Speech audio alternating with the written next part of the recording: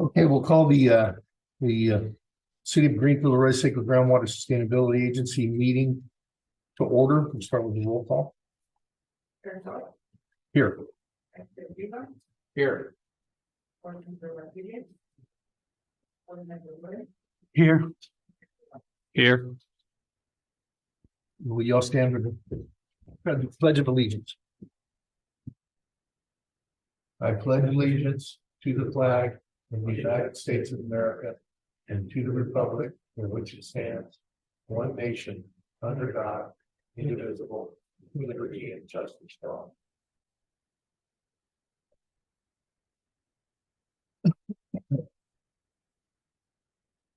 Okay, public comments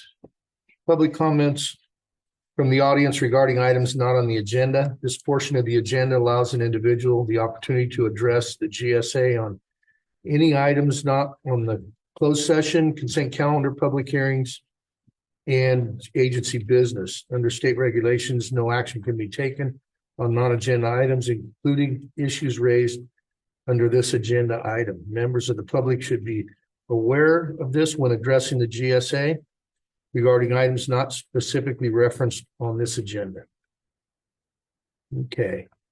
Do we have any public comments for items not on the agenda?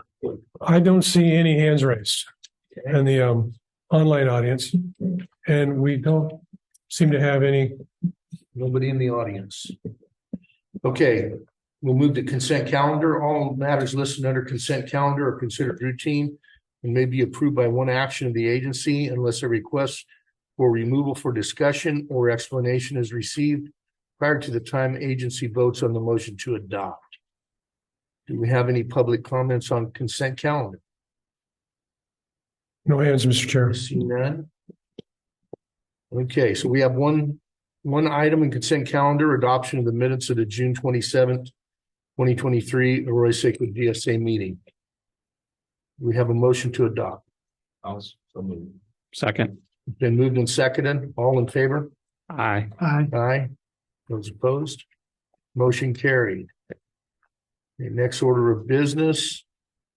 Consideration of adoption of the Arroyo Seco Watershed Protection Policy. Staff report. So this will be fairly short. This has come before your board before. You approved it conditionally. You approved the watershed protection policy conditionally in December of 2022. And the condition was that it went through the Salinas Valley Basin GSA's process and approval by their board. It has. It's been through that series of steps. It's essentially the same policy that you saw in December. Maybe some minor word tweakings, but I wanted to make sure you had essentially the same language that the Salinas Valley Basin did so that we can submit it as a combined management action for both GSAs to the DWR. As you recall, it largely rests upon the groundwater authorities that we have as an agency.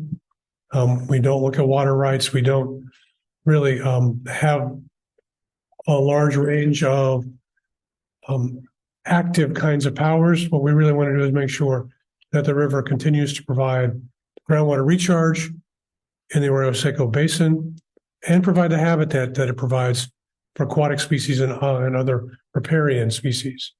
So with that, Mr. Chairman, I'd be happy to answer any questions. We have any questions or comments from board members? No. Okay, we'll go out to the public. Is there any public comments? Mr. Chairman, I'm not seeing any hands raised. I'm not seeing any hands raised.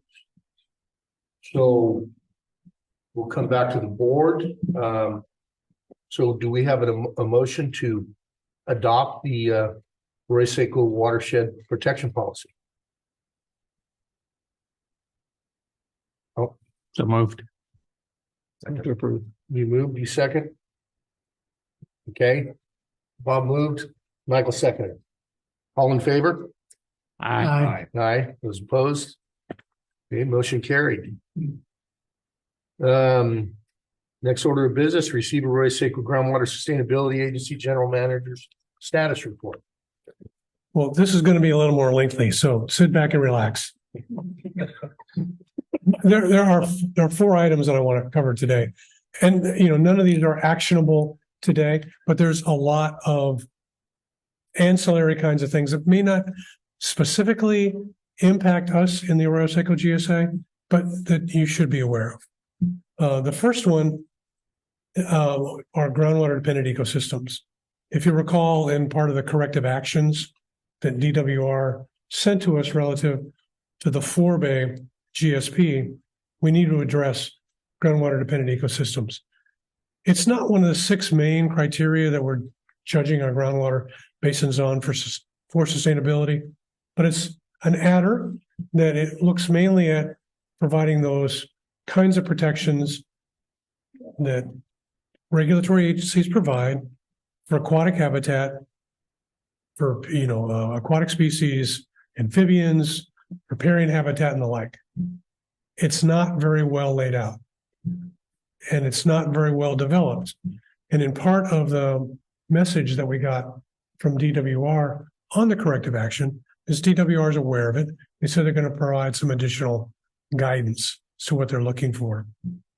Recall when I came and spoke to you a couple months ago about the corrective actions, Gus Yates has already been in front of DWR and helped them understand some of the hydrogeology that needs to be applied in looking at groundwater dependent ecosystems. In a river like the Arroyo Seco, where it has really high infiltration rates, really high transmissivity in the groundwater basin, there's a huge separation from surface water and groundwater. And the riparian corridor that river supports isn't impacted by groundwater pumping. It's disconnected from the groundwater. It only relies upon the Arroyo Seco River, which is unregulated. So you're helping, taking that a step further. There are other systems where, water is in contact with groundwater. Soils are pretty saturated. Think about places like the Tembladero Slough, perhaps parts of the reclamation ditch out in the Blanco, Merritt Lake. And all these areas are far north of us in completely different kind of habitats. Nevertheless, there are some grant monies that have been set aside. The Salinas Valley Basin GSA is beginning to kind of get their arms around what these groundwater dependent ecosystems are and how to characterize them, how to classify them, and how to monitor them. And it's starting in that northeast area of the valley where there's some prominent features that would fall under this category. Now, note that most of the groundwater pumping in that area is 2 aquatards below the surface water. So while they may be groundwater dependent, there may be no action on current groundwater extractions on those ecosystems. Nevertheless, we still need to monitor them and, at least address them and look at them in terms of their sustainability. It's part of SGMA, and like I said, it's not very well fleshed out. So I'm your representative on the groundwater dependent ecosystem working group. We'll be working through those things as we go along. And I want to tell you, it's something that is kind of easy to say, but not real easy to define. And we'll be developing those definitions and better understanding of those areas as we go along. If you think about a USGS map, USGS maps are kind of notorious for having blue line elements.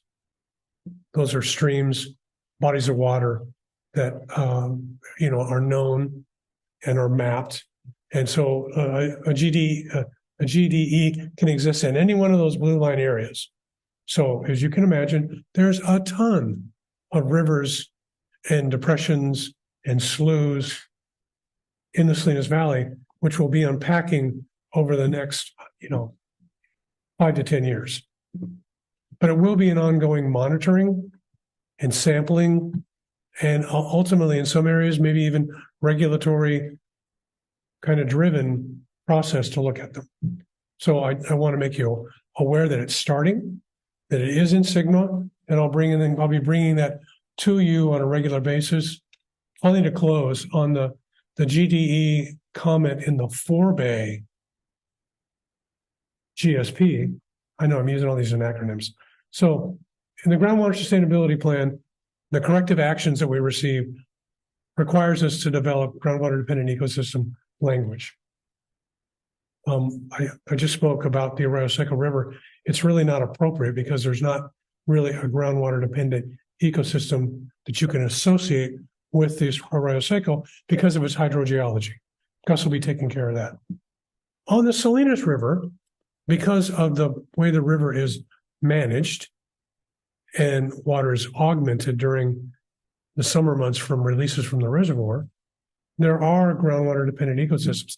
Clearly, some of those large trees have got roots deep enough to where they're tapping in to, either water in the Vados range or in the groundwater. But thus far, the Salinas Valley Basin GSA has indicated that they're going to rely upon the HCP process that the Water Resource Agency is currently working on with NOAA Fisheries and others for their operations of the reservoirs and the surface diversion facilities. I'll speak more about that later today, but that's my GDE discussion. Do you have any questions, thoughts, or comments? I have none. Questions or comments? No. Any public comments? I see no hands. I don't see any hands yet. Okay. Okay. Item number 2. Last week we had a Salinas Valley Basin Advisory Committee meeting. The illustrious board member on the east of your body was kind enough to join me. Member Wood was there. And we had I thought we had a really good presentation. We did not have, we had a snafu in the notice process of the meeting. And so we really couldn't have a meeting. So we had to dismiss a few members, and we went ahead and received the presentations that were scheduled to be presented. And both the presentations had to do with one of the proposed projects for the pressure zone on east side, and that's the seawater intrusion barrier. And it's an extraction barrier in lieu of an injection barrier. So the idea is that you develop a series of wells along a line in a groundwater basin where seawater intrusion has occurred, where you don't want it to go any further, and you start pumping out those wells, and you draw down the groundwater elevation towards those wells and hold seawater in abeyance. Hydrogeologically, it has merit. I think what we heard from the folks in Ventura, they were the presenters, United Water Conservation District out of Ventura.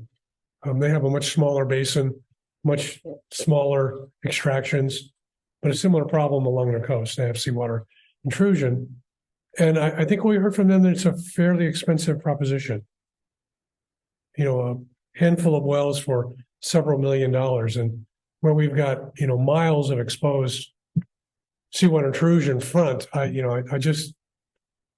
can imagine it's going to be a fairly expensive proposition. And, so it's a technology that's being studied. Could it be part of a program? Sure, it could be, but I think we'll need to really have a good idea of the costs associated with it before we go too much further. But I thought it was good information. It was interesting. And I want you to be aware of those kinds of developments that are happening in the larger Salinas Valley Basin GSA body.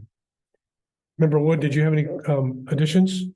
I would just say that the technology seems really interesting, but when you're talking about extraction versus injection, it means you're extracting water that's at least got some saline, some kind of salt water in it. And what do you do with it afterwards? And how much does it cost to process? And where do those wells go? I mean, because we've got the ocean, got some sand dunes, and then you got some artichokes. And do they go, I mean, are they going to be losing farmable land? No, I don't think so. I think their plan is that all right. So there's a couple other pieces to this. When you're pumping those wells, you get a brackish water, and the closer to the ocean you get, the more it looks like ocean water. In the case of Ventura, they're pumping darn near ocean water, which, just so we kind of get our brains around a number, that's like 30,000 parts per million of salt. Okay, brackish water starts to be not really good to use for farming. You guys might disagree with me, but if it gets over about 5,000 parts, it's pretty hard to farm with. And so a lot of the stuff in the Castroville area, as you get closer to Salinas, is kind of in that area, where it's not ocean water, but it's brackish, and it's not. Yeah, you might be able to grow artichokes with it, but you're not going to grow strawberries. So one of the elements of this program is you could take that water, pump from a brackish well, take advantage of the fact that it's gone through soil because it's deep in the ground, and it's pretty free of detritus and other kinds of things. It's water, doesn't have a lot of stuff in it other than the salt. It's all dissolved, and you can run it through an RO unit. And so then you get two streams. You get a high quality stream and a brine or reject. They're taking their reject and they're dropping it into an existing reject line that takes it back out to the ocean. It's permitted, is available. But if you get your reject where it's saltier than salt water, then you've got a water that is heavier than water and heavier than salt water and sits on the bottom, and you may have impact. So you have to design the diffusers to take that water, or you have to mix it with something. If you did it in the Castroville area, you might be able to use that ocean outfall that One Water has. It's a huge pipeline. They're not using all the water. They have wastewater still that goes out, and you could mix it and probably be okay. The product water could be used for places like Castroville and Salinas as potable water. So you might have the ability to work on two problems at once.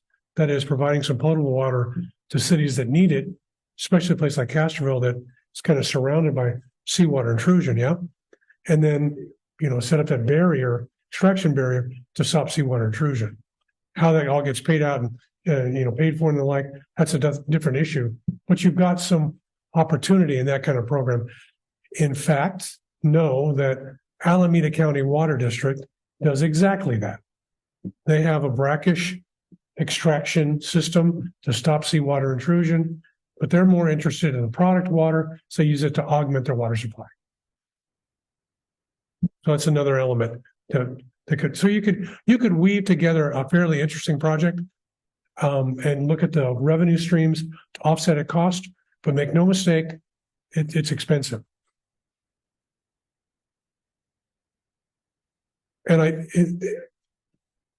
it's being used in Southern California and Orange County and Los Angeles. But again, Los Angeles has got a huge amount of wastewater, they can do like injection as well as extraction.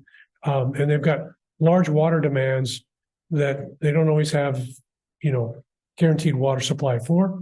So they can, use that water to augment their water supply.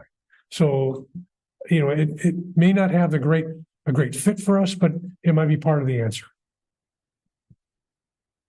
Then the idea is you're pumping brackish water and you're stopping seawater intrusion. Or Yeah, because you're making a fresh water to build up behind it. Yeah, because you're drawing instead of the way it works right now is when we're pumping on the land side, we're drawing water in, right? Because we're decreasing the hydraulic gradient below sea level. And so the sea level, the water flows downhill. Although, the density difference does keep a certain amount of fresh water on top. But once we put wells in it, we mix it up, it's like, it becomes chocolate milk, and it's really difficult. Imagine syrup on top of milk, you stick a blender and it mixes it all up. It's really hard to push that out. But if you did it with a pressure gradient and got it high enough, you could move fresh water towards that gradient, and you'll be stopping the salt water. But it works in terms of its physics and in terms of hydrogeology. But you're always worried about it going around it, or other crazy things happening with it. And I don't know that it's been tried on the scale that we're talking about here. That's something we need to see. How does it scale up and what does it cost? Any other questions or comments? Is there any public comments?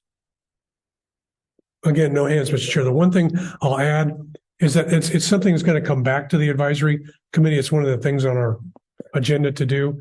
We didn't get any cost numbers, didn't really get any kind of feasibility information. They were just kind of some very high level presentations. I do have another question, if you don't mind.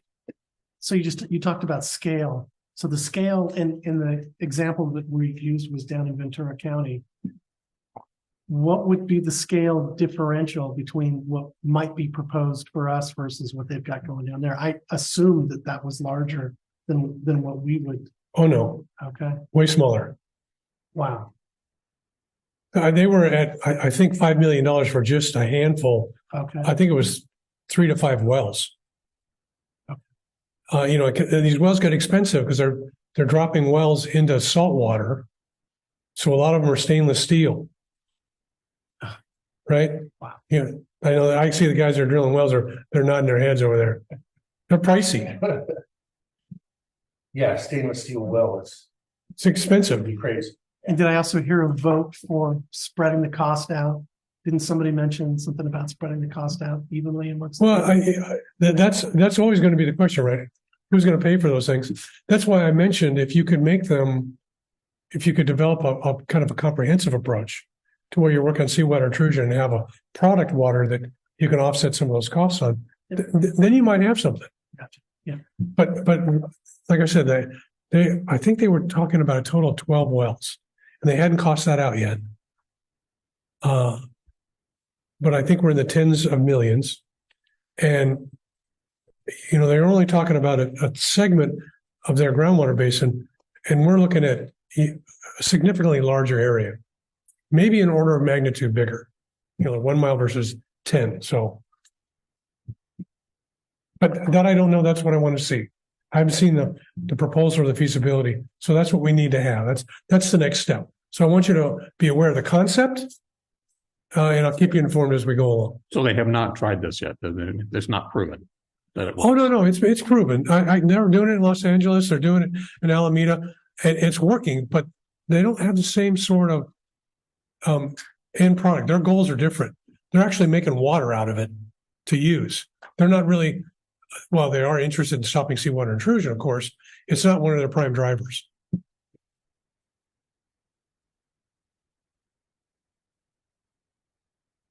Any other questions or comments? I told you it was going to take us a while. Okay, All right. third item. The Water Resources, the Monterey County Water Resources Agency. I'm really trying to stay away from an acronym so we get it all out there. And their Habitat Conservation Plan as a HCP. Habitat Conservation Plan is really aimed at addressing take provisions in the operation of the reservoirs. When the Water Resource Agency built the Salinas Valley Water Project, the two components of that project included modifications at Mel Cemento Reservoir so they could reoperate it and frankly increase the yield out of that reservoir. And the second part was the Salinas River Diversion Facility where they could capture some of that increased yield out of the reservoirs and combine it with the recycled water out in Castroville. To do that project, there was a Army Corps of Engineers Section 404 of the Clean Water Act permit to build the surface diversion facility on the Salinas River. And with it, it had a biological opinion.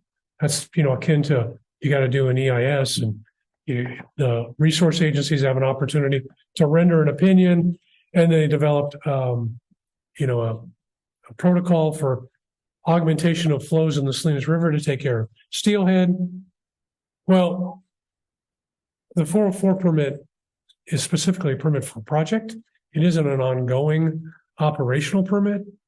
So NOAA has notified Water Resource Agency that they're now operating the reservoirs and the surface diversion without the benefit of the take coverage that the 404 previously provided them.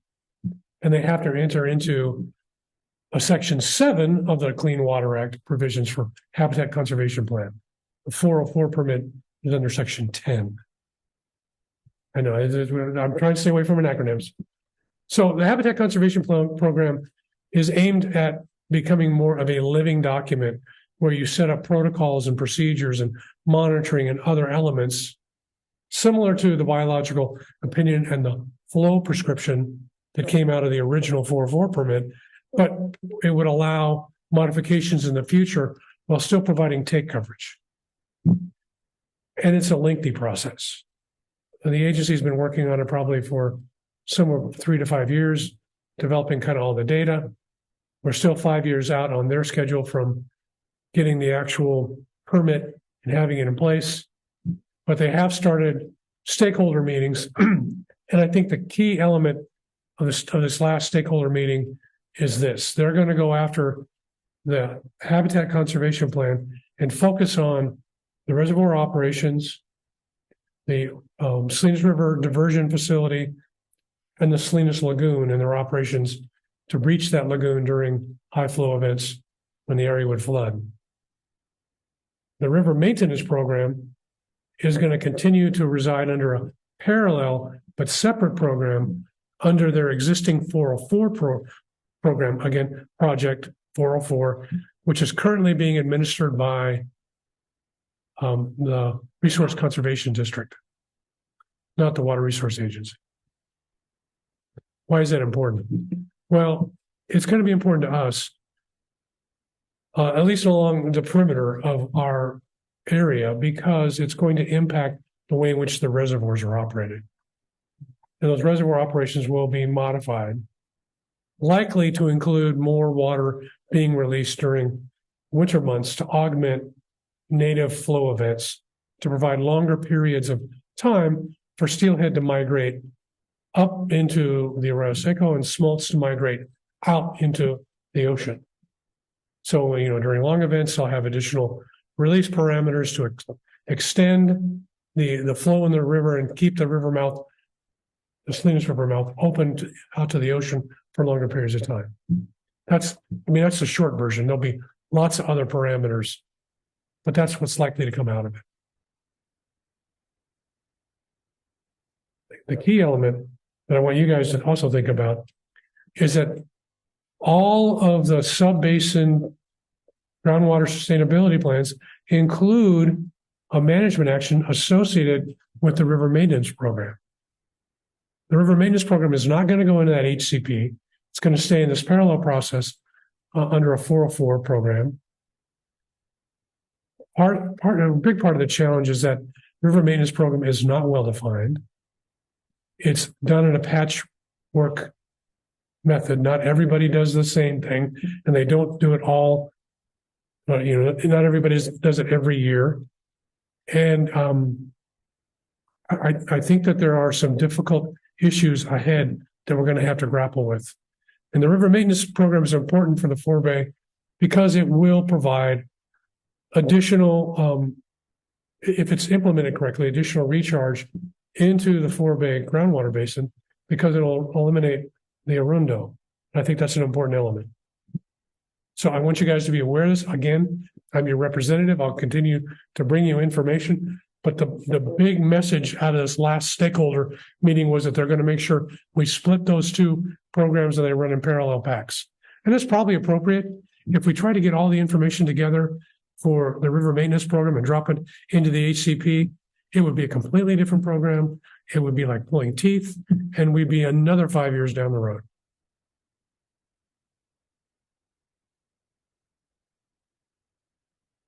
It's a dramatic pause. Questions?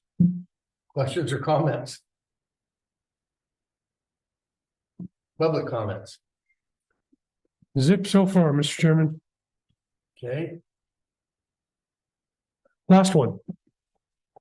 We do have a coordination committee meeting coming up in September. Mr. Wood and Mr. Grieve, I know you guys are aware of that. The agenda is going to include our process on the corrective actions Gus and I have already been working on them. Gus has already reached out to the Salinas Valley Basin GSA's consultant. We're starting to get that rolled up. So by the time we get to our meeting in September, we'll have a game plan. And the good news is a lot of it in some of the areas we've already done, and we'll be able to drop that in wholesale.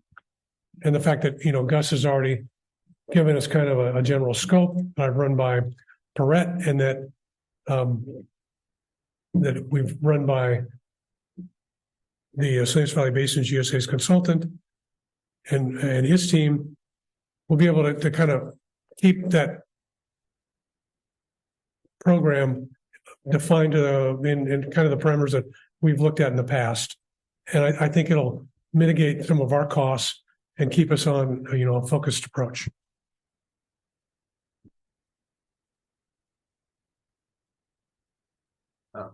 Curtis? Yep. Maybe I don't know what Paul thinks about this, but maybe we should have like just a small little committee meeting before that Sure. meeting. Just There's a couple other things that we need to cover, but I think I want to get you guys up to speed before we have the meeting. Sure. Have to be careful we don't violate the Brown Act, though. Yes, but if it's just the two chair people, and that wouldn't be a violation of the Brown Act. Well, it's a standing committee. And like an ad hoc committee. Yeah. Well, no, it's just, You're members of this other committee. Yeah. so I think we have to be careful. Yeah, About right. that. You have to be careful, but if it's just the three of you. A couple of other things. There will be a discussion about the annual report. We're going to continue to do that. And we'll also talk about, how we're going to deal with fees in the coming year. So it'll have a meaty agenda for us to take on. Okay, that's it. Any other questions or comments on the general manager's report from board members? Go out to the public. Is there any public comments on the GM report? I don't see any hands raised. No hands. Okay, we'll receive and file. Being no further business, meeting is adjourned.